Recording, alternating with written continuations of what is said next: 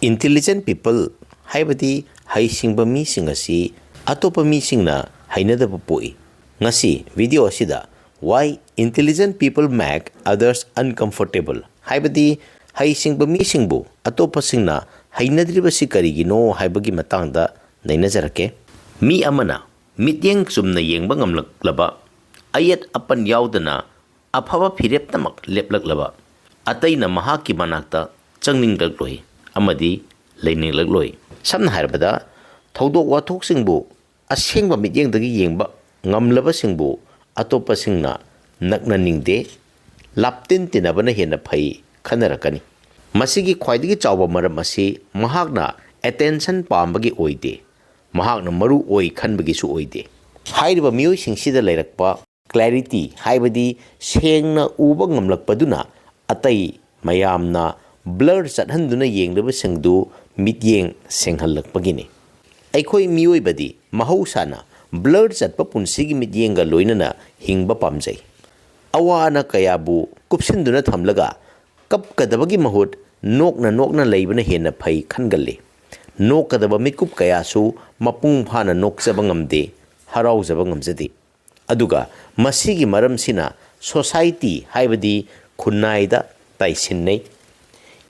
intelligence haibadi haisingba haibasi miyoi kharagidamakta oina khanai masidi mama poknungdagi yauraklabani miyoi khara khakki oina gift ni haina khanai masimakna malemsida leiriba miyoi kharana success oibada atai lemhoriba mayamsina makhoidi sini makhoidi aduni aikhoina adani haiduna harau leithoknaribasini kaubiganu intelligence is not a private asset amuksu leiruriba mafamdugi matung inna hai singbagi khal amadi maong mato khenai intelligent oiba mi singbu mana pibagi maongsu leiruriba mafamgi matung inna manade samna harbada lairik haibana ekhoi swaigi oina intelligence ki khal onmagum football sanaba haibana intelligence ki khal onba leiba kaya su lei ekhoi gi lamdam sidabu jagoi isaida natraga cinema lilada haithoi singthoi basi kaya yamna usit pigene matang sida sahi asigi oina BAFTA award fanglaba manipur oina haithoi singthoi raba amadi haithoi singthoi rabi sing adubu leiba asida lamdam asida kari mana piduna hojik phawa thagat pibagi maong leiribagi haibasi mityeng sangba yae na thamjage amabu oire intelligence pu namthabasidi anobu nate masibu namthabagi maong mato kaya lei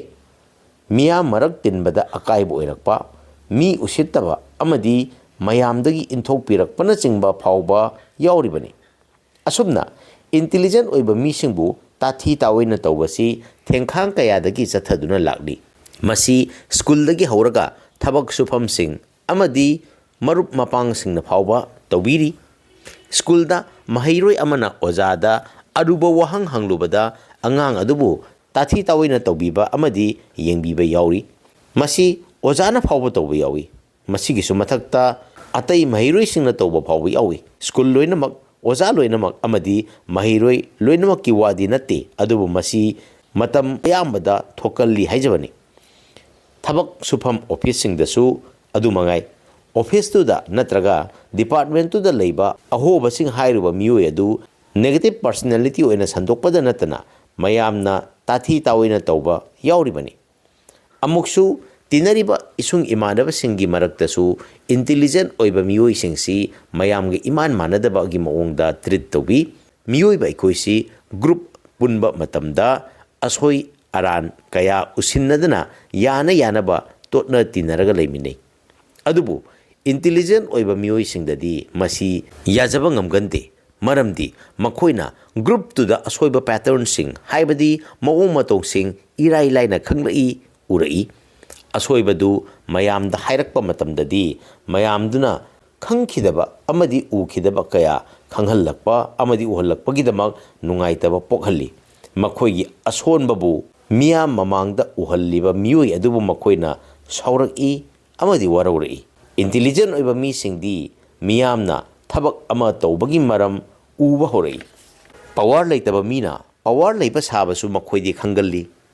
asida natana confidence neba mi singna confidence wangba sabasu irai laina phaba ngami masimakna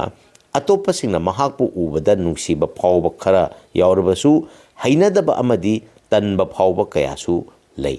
nangna wa ama mamuttana haibada hainadaba tariba mi kaya lei haibasi kaubiganu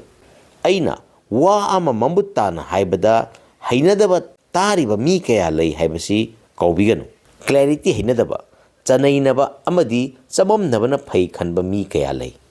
matang sidani intelligence na awareness hengat hali adubu awareness na hainadabasu hengat hali hairibasi khunai sidadi mayamna yanabaga mamut tanabaga mayamna yanabana hena phai hairakani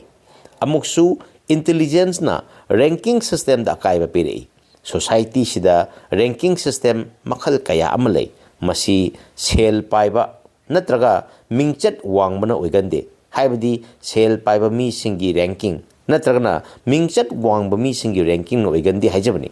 adubu miyamna yanaba phare khanaba hiram amana oigalli masi magnani ngasi miyamna yanariba amadi pamnariba miyoi ama noma khanghaudana maram ama hektadagi miyamna yadaba mi oikhigdoribasi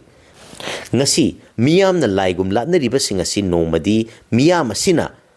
lukha komda inthakibagi oithokpa leiribani intelligence na leadership ta ahongba purokpa ngamme masida nungaitaba kaya leifam thokpani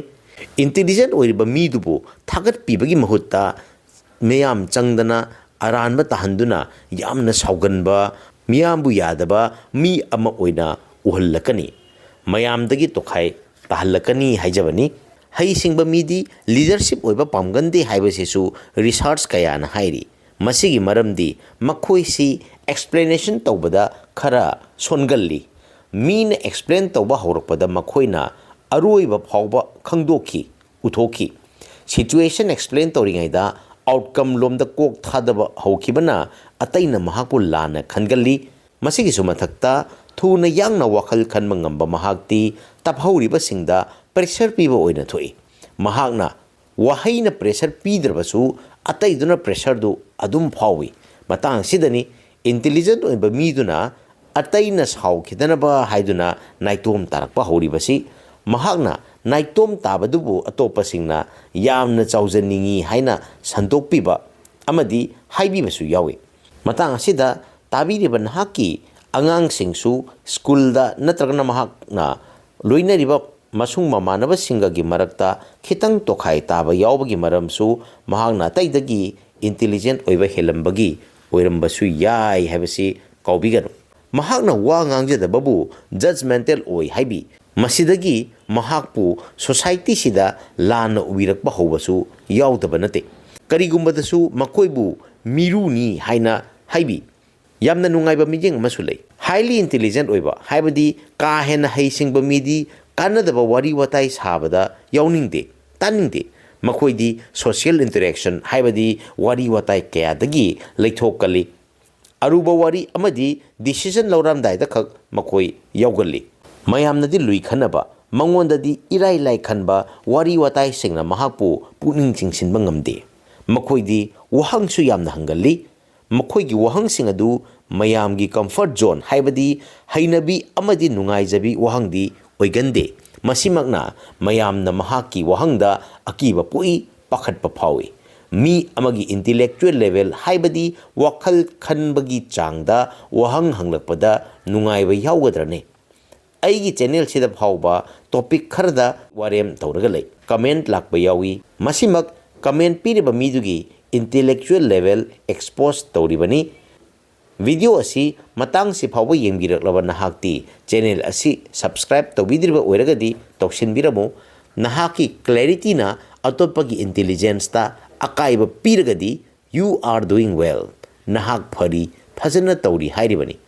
miyamgi reaction da nasagi personal failure haibadi maithibani khanbi kinu kaubiganu you are not responsible for people's reactions ngasigidi video asi matang sida loisinjage mathangda anoba topic ama puduna amuk laksage amuk hana khurumjari thagatchari